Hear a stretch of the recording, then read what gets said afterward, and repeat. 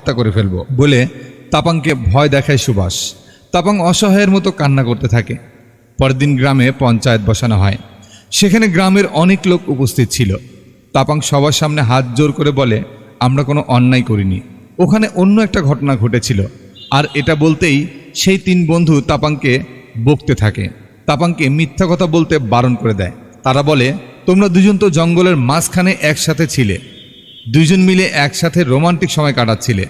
তাপাং তখন বারবার চেষ্টা করে তাদেরকে সত্য কথা বলার, কিন্তু সুভাষের ভয়ে সত্য কথা বলতে পারে না। তো ফাইনালি গ্রামের সবাই একটা সিদ্ধান্ত নেয়, তাপাং ও জোনাকির বিয়ে করিয়ে দেবে। তখন তাপাং বলে, আমি অনাথ একটা ছেলে, আমার মা বাবা দুনিয়াতে কেউ নেই, আমার থাকার মতো কোনো জায়গা বাড়ি কিছুই নেই, আর আমি পুরো বেকার একটা ছেলে।